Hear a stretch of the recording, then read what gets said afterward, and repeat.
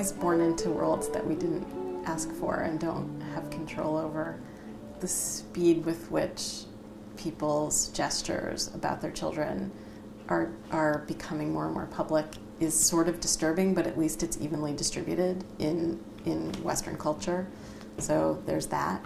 I know I have a friend who's trying really hard to protect her daughter's privacy and keep her totally off the internet. And everyone's mad at her because they don't get to see pictures of her daughter. I thought briefly about quitting Google because of the thing that happened a few months ago with how they're dealing with privacy, and you can't opt out of the way that they're consolidating information about you. And I realized how impossibly hard that would be at this point. So there are moments where it feels like this is a big machine that's eating us that we don't have control over. I don't feel comfortable when Mark Zuckerberg talks about wanting to be a country. That's not okay. I believe in the rule of law and democracy. I don't think that technology and technologists can save the problems that we have in politics. They can help. They can increase the access that people have to democratic process, but they can't be their own countries.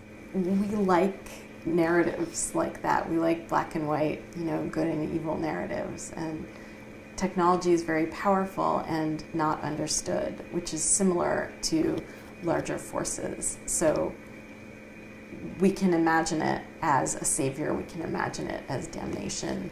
We have all of those variations in popular culture. I think it is funny how all these narratives stay the same, and then you just can substitute the nouns, and they've basically been pretty constant for like 300 years. Yeah, or possibly forever. Yeah. But yes, since the Industrial Revolution, it's been... People talked about the wheel as like this. Yeah, and, but the factory will save us, it's jobs for everyone, or the factory will kill us, it's coal in the air and alienated labor. And so there's... I think like Marx thought that technology was both good and evil, if you go into the details. And how do you get people out of those kinds of narratives? Because I think poets do this a lot. They sort of provide you with a different kind of script or a different way of thinking about something. Poets and artists, their job is to show you things that are otherwise invisible or that you otherwise are not seeing. And so sometimes those encounters can open people's minds. I love that there's a lot more technology in art because that's more exposure.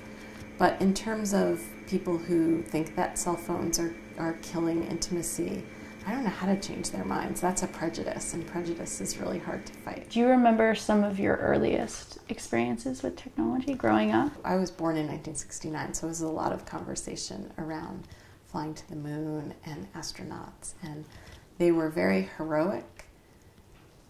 They had good outfits. You're raising a child. Do you worry about her degree of tech exposure? I don't. There is an extremely censorious culture of parents around me who are really worried about it. And a lot of people's doctors, a lot of parenting books say no screens until they're at least 2. So that is because the American Association of Pediatricians has made that recommendation.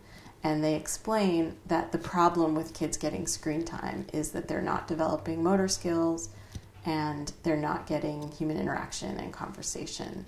So I feel like I can make a call on that, whether my daughter is getting those things. There's so much pressure on parents around everything, and particularly around technology use and television. And there's a lot of shame that if you are doing any of these things, because people are really judgmental. Being a parent is just being subject to judgment left and right. But my daughter learned very early how to use the phone and use the screen, and she's not confused about, she doesn't swipe at books, she swipes at the phone, and she really enjoys it. What she likes to do on the phone is look at pictures of people and of herself and look at videos, and that doesn't strike me as bad. She's enjoying and connecting with images of the people that she loves. It's a lot easier when it's a triangulated interaction, and usually that is a person and an object of commentary. So you're walking down the street like that, anyone you talk to is partially speaking to you because you're wearing a funny outfit. Yeah. You look anomalous. Somebody who's wearing an elaborate hat. There's a guy who walks around with a cat on his head. It's also, if there's some triangulated thing to talk about, it's permission to talk. So that's a cute dog, that's a cute kid, I like your hat.